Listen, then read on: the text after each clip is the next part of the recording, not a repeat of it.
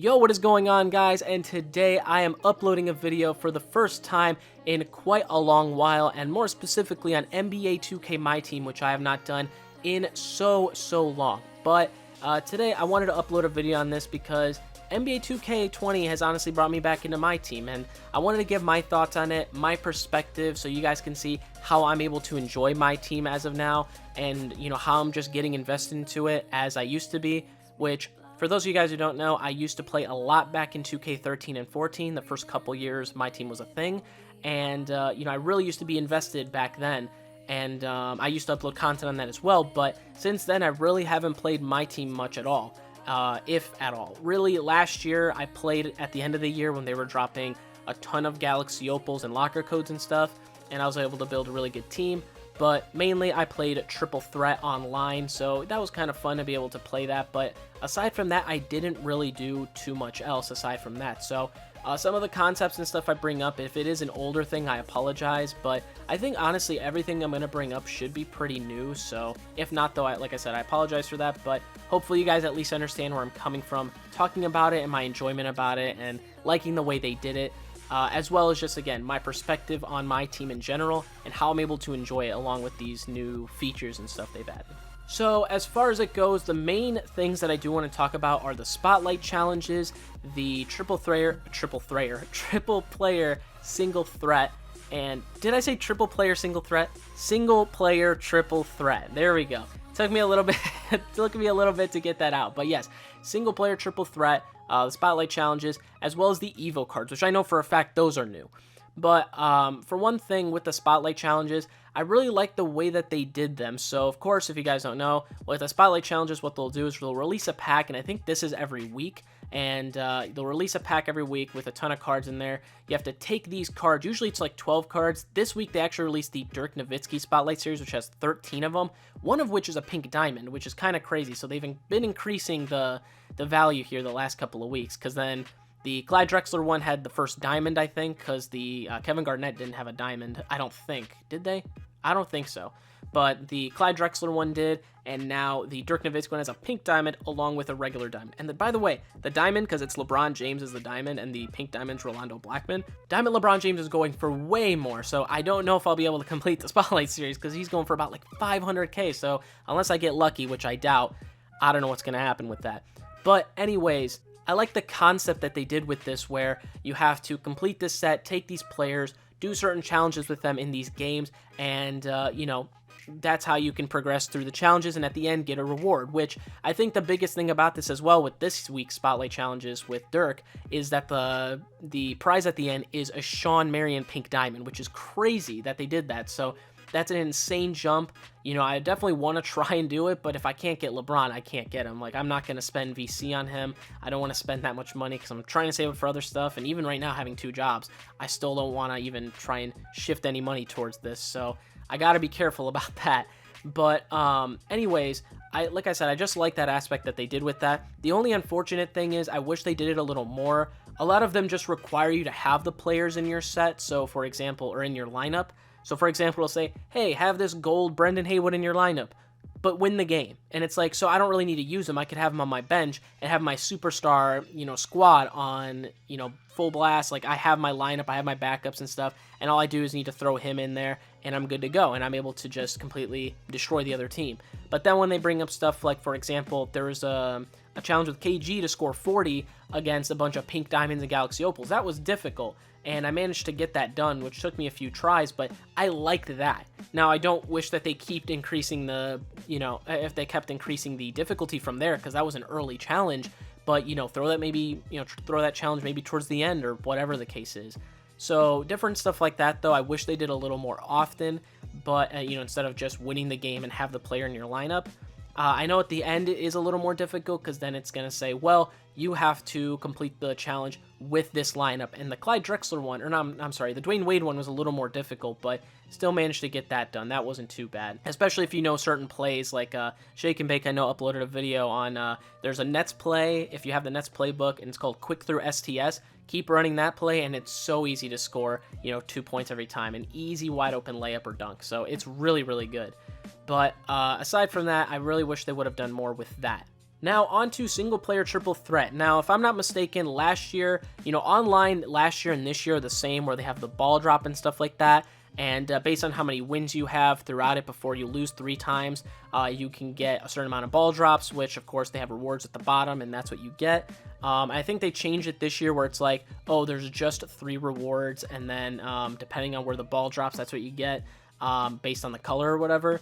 And I don't know if last year was similar to that. Like, I know they didn't have the colors and stuff, but I didn't know if there was still only 3 items sort of spread out on the bottom. But this year with single player, I like that they have sort of like a ladder for it, where you have to get a certain amount of wins, and when you hit that certain point, you get a reward for it, so you can get cards, diamond contracts, or shoes, or different, just players along the way in MT and tokens and stuff. So it's a nice concept for people who really want to grind, which that's part of the reason why I'm so invested in MyTeam this year. There's a lot to grind, and it's a nice idea to have that, and just offline, that I can grind this. And so especially while, let's say, online is down or having issues, like I haven't really touched online at all. I've just been grinding all offline, and I've still been having fun with it. And when I explain later, you guys will sort of understand a little more.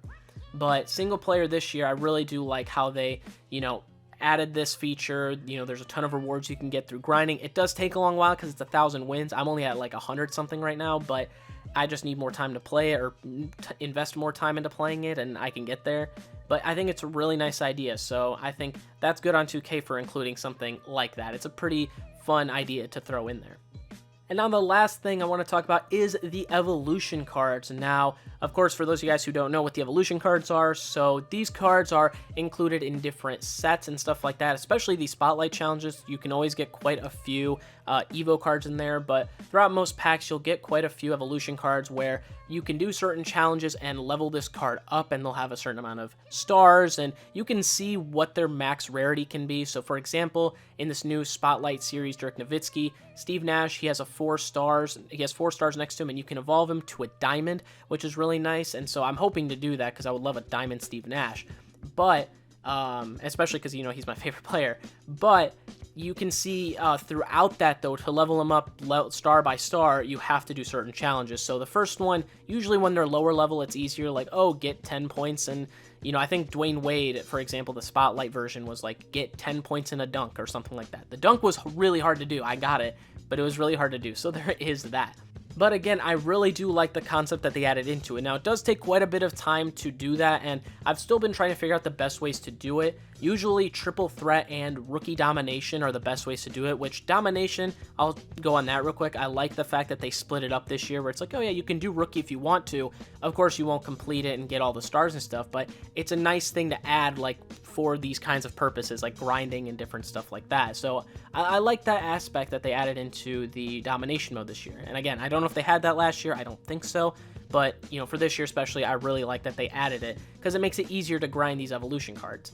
And again, for triple threat, depending on the situation, triple threat makes a lot more sense. For example, I had a Daryl Griffith from the, I think it was the Prime Packs with John Stockton, where he had to get 1,500 points, play 80 games, and I think he had to get 100 dunks, which was nothing. But as far as the 80 games, if I split that up for 1,500 points, that's about 20 points a game. So if I play 80 games of triple threat, which is what I did, I was able to evolve him then because I had to get 80 games done and 1,500 points. So triple threat, you have to get 21 points or more, so that's the easiest thing to do. But the evolution cards, again, are just something I like, the aspect of having to grind, because I'm just like that. And so that's where my perspective comes into play, because for those of you guys who didn't really watch my channel when I was uploading the mobile games like Dokkan Battle and Brave Souls and stuff like that, that's kind of where this, I guess, affection came from, and why I'm starting to get back into NBA 2K MyTeam again. So for someone who, once I stopped playing NBA 2K MyTeam, I shifted focus towards mobile games and stuff like that.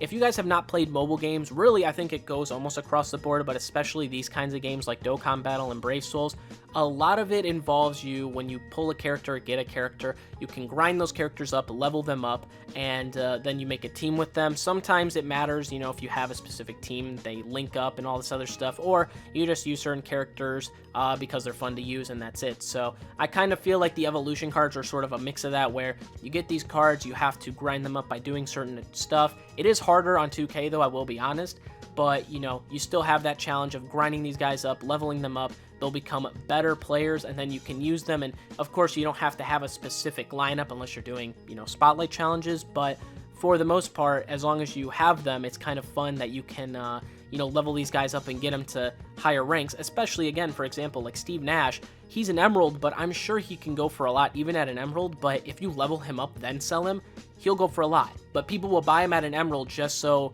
they don't want to spend money, but they can grind and get him to a diamond. So there are aspects like that which make the evolution cards very nice to have, not only to throw on auction, but just so you can have in general to have something to do, like grinding them and getting a bunch of higher rated cards. So one problem that I've seen a lot of people have was, oh, they're giving you so many more higher rated cards this year. A lot of them you have to grind, to be honest, but, and you know, so many people have Galaxy Opals already at the beginning of the year, but what are you going to do with that? You know what I mean? It happens, but again, it's always about the player. You can have all these Galaxy Opals, but I rarely see someone who's that garbage still be able to win with a Galaxy Opal team. So, you know, it happens. Like, I can get a Galaxy Opal team. I'm sure there's going to be other people with Pink Diamond teams that could still beat me because I'm not the best player, so things happen like that. You just have to know how to play the game.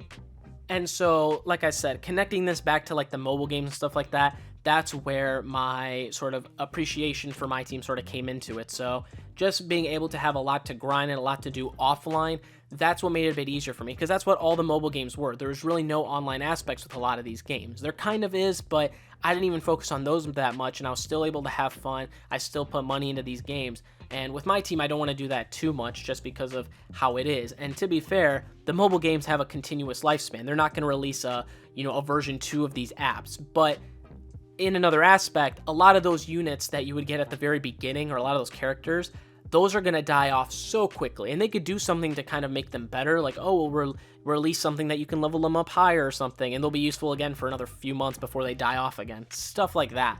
But with 2K, you kind of have to be wary of that, but that's kind of how I see it. And those are sort of my thoughts on MyTeam, how I'm able to appreciate a little more, and how I'm having fun with it. So hopefully I explained everything well. If you guys have any questions or comments or anything like that, or just want to discuss your thoughts on why you're disliking MyTeam this year and 2K in general, let me know down in the comments. I'm hoping I can start uploading MyTeam again. It just depends, because I'm working on trying to figure out a new series I want to do, and depending on how the time that I have and different stuff like that, I do want to do more, and hopefully I'll be able to do more. But for right now, I just have to figure things out like that, and I at least still wanted to upload this video regardless if I upload more content or not, because I like expressing my thoughts about stuff like this. And yeah, that's basically it. So thank you guys for watching. Hopefully you guys enjoyed, and hopefully I'll see you guys in the next one. Peace.